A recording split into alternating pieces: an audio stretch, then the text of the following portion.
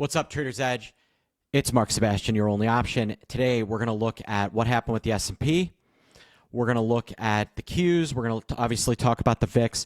We'll break down what's actually happening here in the market. I'm going to tell you why Apple was up on Thursday, and then I'm going to give you the one stock I'm watching, and I might have already mentioned it. So with that, let's dig in.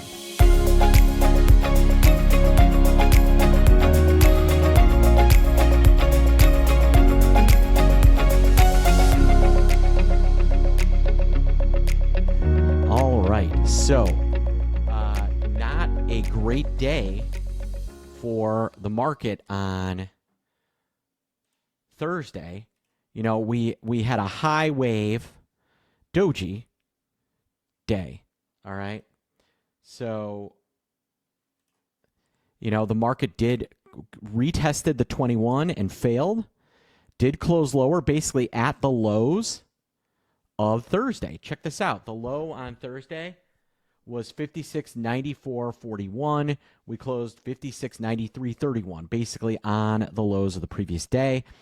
Well, better than we were in the morning, not as great as we were in the middle of the day, but pretty much an inside day.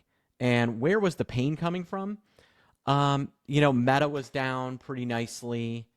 Nvidia was down almost, you know, it's now back to 110.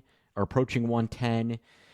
You had weakness in Broadcom, another big one. Now, we did have a mix. Tesla had a better day on Friday. Didn't close up nearly as much as it was early in the day. Check this out. It was 292. It's back to 273. Huge range on Thursday, but did manage up. Amazon, kind of a similar story. Big range, but did manage to close up.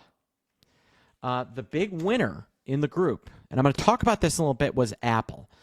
Apple was up over 1%, retesting that 21-day moving average, still hanging out there.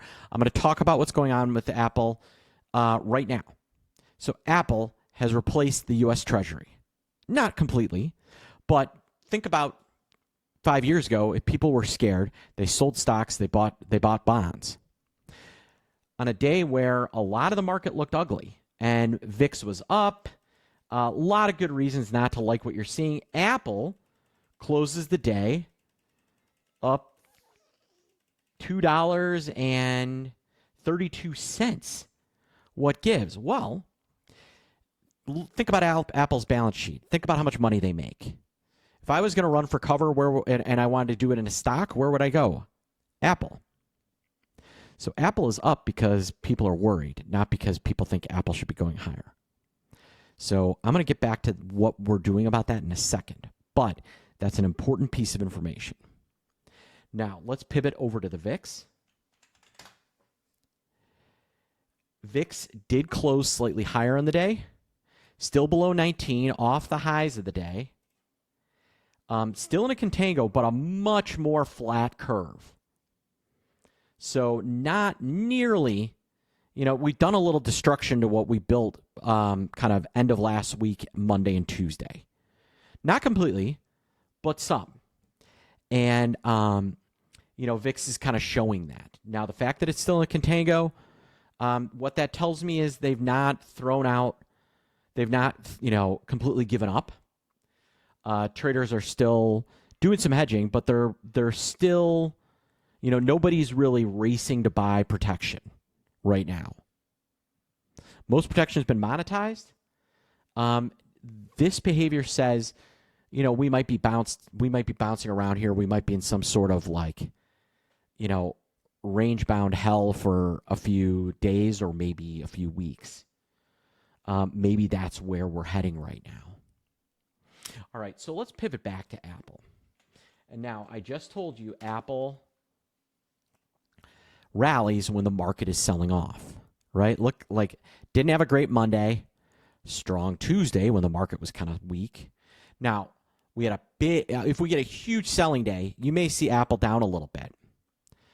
But it's not going to be down like the rest of the market. Why? Because they are buying it as they rotate out of other stocks. So what's next for Apple? Watch that S&P 500. We get a strong rally Friday off of PCE, or Monday or Tuesday as maybe tariff stuff gets resolved. Apple is going to underperform, might even sell off. All right, lastly, I want to preview PCE.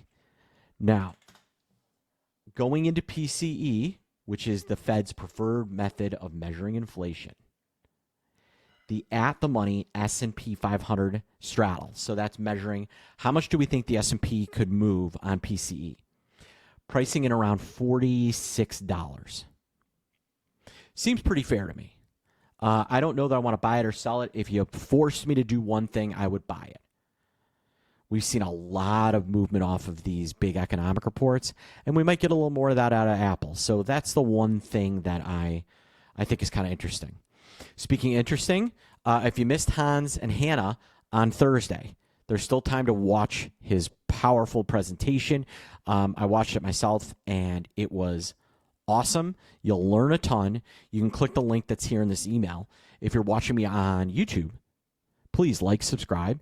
If you want to know about a stock or you have a question, ask it, and I will respond. All right, folks, I hope you have a great weekend and a great rest of your Friday. Make sure to click this link and check out Hans and Hannah and their discussion about using this market to create income. I'm Mark Sebastian. I am your only option. Have a